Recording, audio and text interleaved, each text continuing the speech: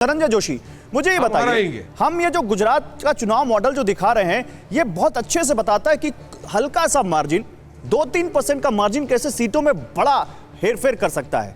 क्या यही चीज मध्य प्रदेश में ज्यादा यहां पर अब बीजेपी को डर लग रहा है? क्या यही वजह है यहां पर जिस तरह से प्रधानमंत्री पूरा फोकस लगाए हुए हैं? देखिए, मध्य प्रदेश लास्ट टाइम भी जो है 2018 के चुनाव में कांग्रेस जीत गई थी, मतलब सीटें ज्यादा ले आई थी, वोट बिल्कुल ही बराबर ही से वोट थे, बल्कि मुझे जहां तक याद आ रहा है बीजेपी के ज्यादा वोट थे। तो सीट डिस्ट्रीब्यूशन जो है, क्योंकि वो एक डिफरेंट फॉर्मूला पे होता है, हर सीट पे होता है, मार्जिन कई सीटों पे बहुत बड़ा होता है, कहीं छोटा होता है, तो इसीलिए जो है एवरेज वोट अगर बीजेपी के कुछ ज्यादा भी थे, सीटें कांग्रेस की ज्यादा ही उन्होंने सरकार बनाई। उसके बाद 2020 के अंदर कांग्रेस से काफी लोग सिंधिया जी के साथ टूट के गए और बीजेपी की वापस सरकार बनी।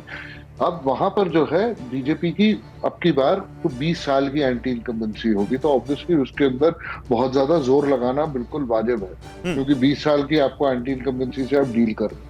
दूसरी तरफ से जब आप गुजरात से कभी तुलना करें तो उसके अंदर एक बहुत बड़ी बात है कि मध्य प्रदेश और गुजरात जो है बीजेपी के बहुत स्ट्रॉन्ग होल्ड्स में, जो अर्ली 90s में जो स्टेट बीजेपी पे आ गई थी, तो इन स्टेट्स को लूज करना जो है, लोकसभा के अंदर भी जो है अधिकांश सीटें यहाँ बीजेपी की आती हैं, कुछ महीनों बाद लोकसभा का चुनाव है, तो यहाँ पर जो है स्टेक्स बहुत हाई है बीजेपी के लिए। पर अगर आपने जो पूरा शुरू में जो गणित बनाया था पन्ना प्रमुखों वाला और वो सब, उस गणित के अंदर एक बहुत बड़ा गणित जो है वो आम आदमी पार्टी का है। आम आदमी पार्टी कितने वोट लेके आती है यहाँ पर? गुजरात की तरह क्या वो जो है इतने वोट ला पाएगी कि जो है वो बीजेपी जो है कोई फायदा मिल जाए कि बीच में वो एक स्पॉइलर का वोट काटने वाली पार्टी का एक रोल प्ले कर रही है। अगर आप देखें, आम आदमी पार्टी टिपिकली कांग्रेस का वोट पहले खाती है। आप दिल्ली देख ले, आप जो है और भी बाकी राज्यों में जहां जहां वो बढ़ रहे हैं, वो टिपिकली कांग्रेस का वोट पहले खाती है। तो ये एक फैक्टर देखने वाला है, और जो है नेचुरली बीजेपी के लिए बहुत हाई स्टेक्स है इस चुनाव के लिए। मैं के शर्मा, आप मुझे ही बताइए, ये जो 16% वाले जो दल हैं, ये अन्य दल, क्या पीएम मोदी के अलावा यही आपकी दूसरी उम्मीद है एमपी में?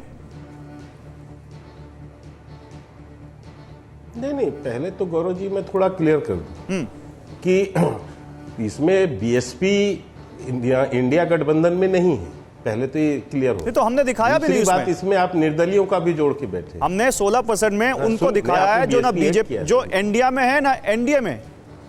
मैं आपको क्लियर कर देता हूं, शायद आप समझ नहीं पाए उसको, मैं एक बार फिर से क्लियर कर देता हूं। बीएसपी अन्य निर्दलीय, यानी वो जो ना एनडीए में है ना इंडिया में है, वो देखिए आपके सामने ग्राफिक्स आ गया, फिर से एक बार देख लीजिए। हमने यहां पर इंडिया में उन दलों को रखा है जो इंडिया में अभी हैं। अब वो साथ में विधानसभा चुनाव लड़ रहे हैं, नहीं लड़ रहे हैं, ये तो अभी उन्होंने बताया नहीं है। अगर रवि बता दें तो ज्यादा अच्छा है, लेकिन फिलहाल आप अपनी बात रखिए। नहीं, बस यही इसी बात पे मैं आ रहा था गौरव जी, मैं इसी बात पे आ रहा था। हमें इसकी चिंता नहीं है कि ये साथ लड़े न लड़े, ये लड़े, लेकिन अभी तक जो बयान मैंने सुने हैं एनडीए गठबंधन के जो हैं कि हम राज्यों में अलग अलग लड़ेंगे, हम केंद्र में साथ में लड़ेंगे। इंडिया गठबंधन, सर आप इंडिया गठबंधन बोल गए। ये तो बाकायदा पंजाब में भी आपने कहा है, सबने कहा है। आप एनडीए गठबंधन बोल गए। नहीं, आप इंडिया की बात कर रहे हैं। बात बोल हाँ जी, ठीक है, बोलिए। हाँ, मैं इंडिया की बात कर रहा हूं। तो इसलिए बाकी देखिए, मैं आपको परिस्थिति बताना चाहता हूं। अभी जो आप गुजरात से कंपेयर कर रहे हैं, तो मैं एक और परिस्थिति आपको बताता हूं।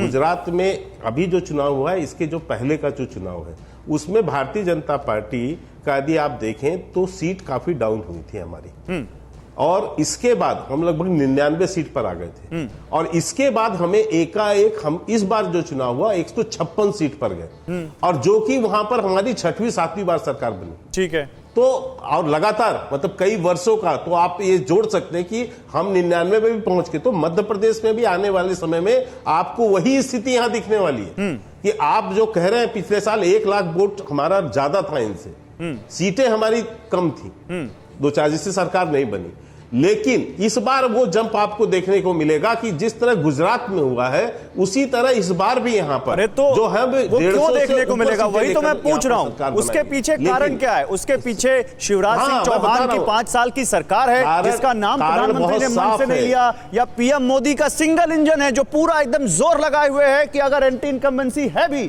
तो उसको हम काट दें। अब गौरव जी, ये आपका विश्लेषण हो सकता है। देखिए, कल प्रधानमंत्री जी ने, यहाँ डबल इंजन की सरकार है, प्रधानमंत्री जी ने केंद्रीय उपलब्धियों की चर्चा की, जो कि अब शिवराज सिंह चौहान जी ने अपने यहाँ पर मध्य प्रदेश में बहुत गंभीरता के साथ उन योजनाओं को यहाँ पर लागू किया है। जैसे कि आपको मैं बता सकता नाम लिया उन्होंने कहा, शिवराज सिंह चौहान का नाम लिया। मंच पर 3 केंद्रीय मंत्री बैठे थे, नाम लिया प्रधानमंत्री ने कल भोपाल की रैली में। क्या स्टेट की एक योजना गिनाई उन्होंने? बताइए, शिवराज सिंह चौहान का नाम कितने बार लिया प्रधानमंत्री ने? बताइए। नहीं, मेरे को समझ नहीं आया।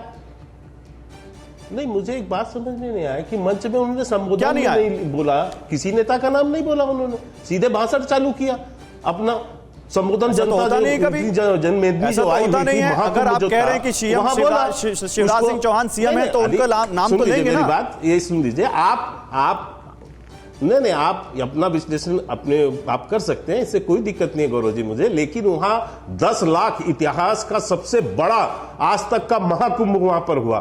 10 लाख से ज्यादा कार्यकर्ता हमारे जो है वहां पर उपस्थित थे। इतना बड़ा महाकुंभ किसी के आज तक के इतिहास में देखने को नहीं मिला है। आप सुनिए, नहीं, आपका दावा नहीं, मैं दूसरी बात कह रहा हूं। और बाकायदा शिवराज जी ने अपनी सारी योजनाओं का उल्लेख किया। प्रधानमंत्री जी ने जो डबल इंजन की सरकार चल रही है उसकी पूरी योजनाओं का उल्लेख किया वहां पर, और सारी चीज चर्चा की। खैर, मैं दूसरी बात और भी ऐड करना चाहता हूं। आप शायद मेरी बात समझ नहीं पा रहे के शर्मा। हो सकता है मैं आपको अपनी बात समझा नहीं पा रहा हूं। मेरी बात सुनिए, मैं आपको फिर से समझा देता हूं, मेरे पास समय है, मैं आपको समझा देता हूं। डबल इंजन का मतलब क्या होता है? एक केंद्र की सरकार और एक राज्य की सरकार, यही होता है ना? मैं गलत तो नहीं बोल रहा हूं? तो जब आप मंच से डबल इंजन की सरकार गिना रहे हैं, तो आप केवल एक ही इंजन की सरकार की उपलब्धियां गिनाएंगे, एक ही सरकार की योजनाओं की बात करेंगे, केंद्र की योजनाएं गिनाएंगे। आप दूसरे इंजन की बात नहीं करेंगे, दूसरे इंजन का नाम नहीं लेंगे, दूसरे इंजन की योजनाएं नहीं गिनाएंगे। मैं एक बात सुनिए, आप मुझे एक बात बताइए, डबल इंजन का शायद आप उचित रूप से नहीं समझ पा रहे। डबल इंजन का मतलब जो केंद्र की योजना है उसको राज्य ने किस लेवल पर लागू किया है, केंद्र की योजना को राज्य में लागू करके राज्य की जनता को लाभ देना। इसीलिए मैं आपको गिनाना चाहता हूं कि आज 44 लाख यदि पक्के मकान किसी को दिए हैं तो केंद्र की योजना है, उसको राज्य सरकार ने अपने यहां मध्य प्रदेश में लागू किया ना। आज 12,000 रुपए यहां किसानों को जो है हर उसमें 12,000 रुपए मिल रहे हैं, तो ये 12,000 रुपए साल भर में केंद्र का भी है और राज्य का भी है। इसके बाद 82 लाख जो सिलेंडर यहां पर बटे हैं, ये केंद्र की योजना है, उसको राज्य ने यहां पर लागू। डबल इंजन क्या होता है? डबल इंजन यही तो होता है ना कि केंद्र की योजनाओं को राज्य में जो है उनको इंप्लीमेंट करके जनता को लाभान्वित किया जाए। और रवि जी, आप झूठे मूठे गिन रहे हैं, आपके नेता ने झूठे बोल दिया, शिवराज सिंह चौहान का नाम ही नहीं दिया जा रहा है। ठीक है, ओके, ये किसकी योजना है? ये देखिए रवि कितना मुस्कुरा रहे हैं। रवि जी हंस क्यों रहे हैं? अरे आप आश्चर्य, मुझे आश्चर्य है, आप इस पर विषय बना रहे हैं कि उन्होंने किसका नाम लिया। सर हमने क्या, ये तो सबने विषय बना दिया। ये तो विषय कल से बना हुआ है, ये तो विषय कल से बना हुआ है, कांग्रेस ने इसको विषय बना दिया। बताइए रवि जी, थोड़ा सा गौरव जी, एक मिनट रवि जी बोल रहे हैं सर, फिर आता हूं आपके पास। रवि जी बोलिए। देखिए, कांग्रेस आता हूं के शर्मा, आप भी बोलिएगा। एक मिनट सर, एक बात उसके बाद बोलिए। अच्छा एक मिनट रुकिए रवि जी ऐसे नहीं, रुकिए के शर्मा, जल्दी पूरी कीजिए अपनी बात। मैं केवल इतना एक कहना चाहता हूं कि आपने अभी कहा, मैंने अभी कांग्रेस के जो नेता बैठे हैं उनसे कहा कि आप 7 नाम गिना दीजिए। 7 नाम पहुंचते पहुंचते रवि सक्सेना जी 7 नाम नहीं गिना पाए, अंत में उनको अपना नाम लेना पड़ गया। इनके पास यहाँ पर आज मध्य प्रदेश में हालात हैं कि 7 नाम भी ये नहीं गिना पा रहे हैं। और मैंने पूछा था कि वो 7 जो हमारे सांसद चार बार के सांसद है, जो मंत्री है, उस लेवल का कोई व्यक्ति आपके पास है यहाँ पर? अरे गोविंद सिंह जी का नाम भी है जो हमारे नहीं बढ़ा सकते हैं क्या? आपके पास तो आप नेता की आफत पड़ी हुई है, नेता तक नहीं है यहाँ पर। एक कमलनाथ छोड़ दे दिग्विजय सिंह को, तो कोई नेता का नाम नहीं बता पा रहे। आपको कितने नाम गिनाऊं मैं? आपके पास तो नाम ही नहीं है। आप तो भारतीय जनता पार्टी जो है, अरे क्या है जिनका नाम गिना रहे हैं, ये लोग क्या है ये तो बताइए। शिफ्ट पार्टी हो गई है, आपके पास तो नेता ही नहीं बचे, ये आपके पास तो सेकंड लाइन है नहीं, क्या रहे? इसीलिए आप इस तरह का यहाँ पर आप कर रहे हैं, ये नेता बता दो, वो नेता बता दो। आप अपना परिचय बताइए, नेताओं की कोई कमी है कांग्रेस पार्टी के पास? कब सांसद रहे? कोई कमी नहीं नेताओं के पास सांसद और मंत्री रहे, ये बता दीजिए, मैं उसी से संतुष्ट हो जाऊंगा। नहीं कोई कमी नहीं ना बीजेपी के पास है ना कांग्रेस के पास है, कमी तो कोई नहीं नेताओं की। तो मैं ये पूछ रहा हूं, आप अपना ही परिचय दे। लेकिन जिताने वाले कितने नेता है, सवाल तो ये